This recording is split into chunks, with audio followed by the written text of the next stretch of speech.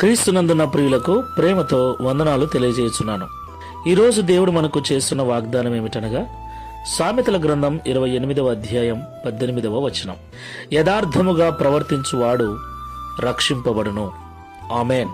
నా ప్రియమైన సహోదరి సహోదరులారా, ప్రతి ఒక్కరికి యథార్థమైన జీవితం చాలా అవసరం.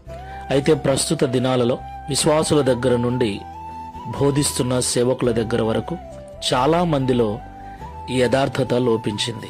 ప్రతి చిన్నదానికి అబద్ధమాడటం, మోసపూరితమైన జీవితాలు జీవిస్తూ యథార్థత లేనటువంటి నటనా జీవితాన్ని, యథార్థత లేనటువంటి మోసపూరితమైన జీవితాన్ని జీవిస్తూ ఉన్నారు. కనుకనే వారి వారి జీవితాలలో అభివృద్ధి, ఆశీర్వాదం కొరవడింది. ఈ మాటలు వింటున్న ప్రియ సహోదరి సహోదరుడా, ప్రభు మనతో అంటున్నాడు, యథార్థంగా ప్రవర్తించువాడు రక్షింపబడును అని. లోపల కోపము, ద్వేషము, బయటికి ప్రేమగా మాట్లాడటము, ఇది వేషధారణ జీవితం ప్రియులారా. పైకి చూడటానికి తెల్లటి వస్త్రాలు ధరించుకోవటం, లోపల పాపపు తలంపులు కలిగి ఉండటం. ఇలాంటి మనస్తత్వం గల మనుషులను, ఇలాంటి జీవితాలు కలిగిన విశ్వాసులను, సేవకులను దేవుడు ఇష్టపడటం లేదు. కాబట్టి యథార్థమైన జీవితాన్ని జీవిద్దాం, యథార్థంగా మాట్లాడదాం, ఉన్నది ఉన్నట్లుగా జీవిద్దాం, ఉన్నది ఉన్నట్లుగా మాట్లాడదాం.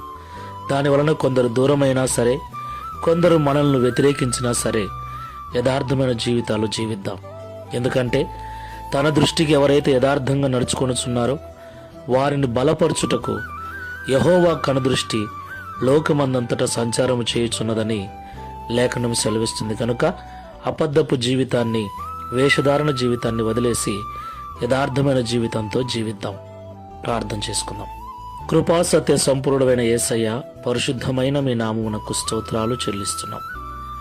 యథార్థమైన ప్రవర్తన కలిగిన వారు రక్షించబడతారని, యథార్థంగా జీవించే వారిని ఆశీర్వదించుట కొరకే నేను చూస్తున్నానని ఈ ఉదయకాల సమయంలో మాతో మాట్లాడినందుకు వందనాలు.